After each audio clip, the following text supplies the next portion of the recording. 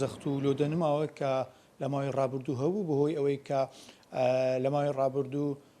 بڕیار بوو مانگێک دانرا بۆ وادەی پڕکردنەوەی فۆرم ئەلکترۆنی خۆراکی بەڵام لەلایەن حکوومەتی عێراقەوە بە هەمان وەزارەتی بازرگانی هەرێمی کوردستان مانگێک ئەو پرۆسی درێژ کرایەوە لە دوای درێژکردنەوەی ئێستا تەنیا هەفتەیەک کار لە بەردەمە هاوڵاتیان ماوە کە فۆرم ئەلکترۆنی خۆراکیان پڕ نەکردوێتەوە بەڵام لە شاری هەولێر ڕێژەکە یەکجار بەرزە بەراورد بە شارەکانی دیکە زۆرترین کە هاوڵاتی فۆرمی ئەلکترۆنی خۆراکیان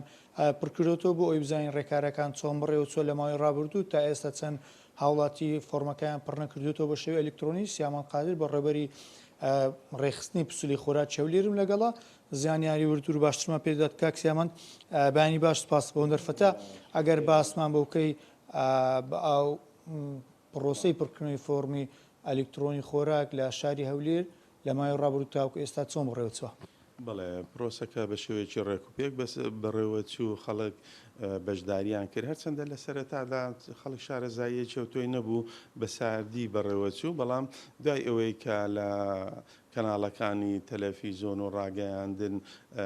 هەڵمەتێکی ڕاگەیاندنمان بۆ کرد و فێرکاریمان بڵاو کردەوە لە پەیزی بەڕێوەبەرایەتیەکەمان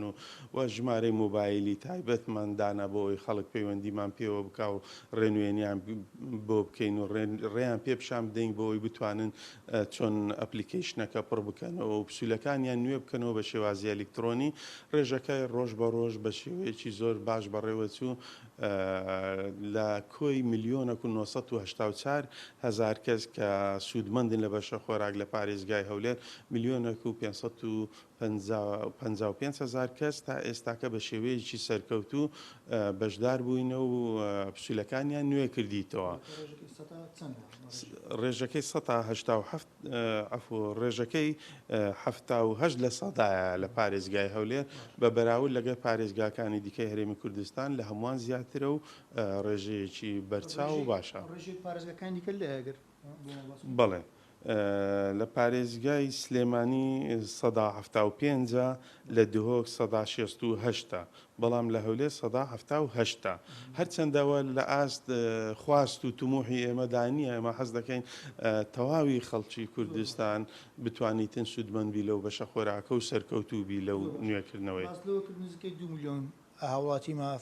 پڕکردنەوەی فۆرم ئەلکترۆنی خۆراکی لەو ڕێژەی نزیکەی 400,000 کەس ماوە ئەو 400 چۆنە ماون کەسانی مردوون لە خارجن چۆنە یان ئەگەر بابەتەکەمان بۆ شیبکەوە بەڵێ 400,000 کەس تقریبن لە پارێزگای هەولێر بە هەموو خەزا و ناحیەکان ماون بۆ ئەوی بەشدار بن لە پسولەی لە نوێکردنەوەی پسولەی خۆراکەکانیان هەرچەندە و ئامارە چەند ڕۆژێک پێش ئێستا ئەکید گۆڕانکاری بەسەرداهاتێ بەڵام ئاماری نوێمان هێشتا بەدەست نەگەیشتە بەڵام زۆربەی هەرە زۆری ئەو خەڵکەی کە ماوە لە دەرەوەی وڵاتە چونکە ئەوانەی لە دەرەوەی وڵاتە ناتوانن بەشدار بن لەو پرۆسەیە پسولەکانیان بە شێوەیەکی کاتی ڕادەگیرێت تا ئەو کاتەی دەگەڕێتەوە بەشێکیشیان ئەوانن کە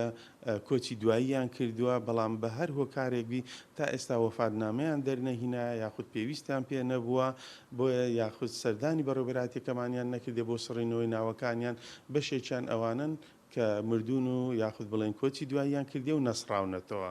بەشێکیشان بەڵێ بەشێکیشان کێشیان هەیە ینی بەشدار بووینە لە پرۆسەکە بەڵام سەرکەوتوو نەبوونە نەیانتوانێت پشیلە خۆراکەکانیان نوێ بکەنەوە بە کۆمەڵک هۆکار ئەوانەی کە پێشتریش باسمان کە کێشەی خێزانیان هەیە و جیابوونەتەوە یاخود ئەوانەی کە ڕوخساریان گۆڕایە بۆ نمونە منداڵە ئێستا گەورە بووە یاخود کارتی نیشتیمانیەکەی بەسەر چوە و نوێی نەکردیتەوە یا ئەوانەی جوانکاریان کردی و فێسیان گۆڕاوە ینی دەتوانم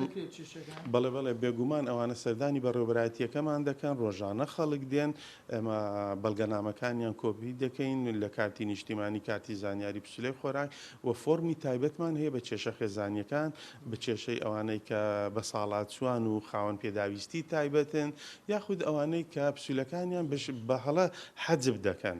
ینی بەڵێ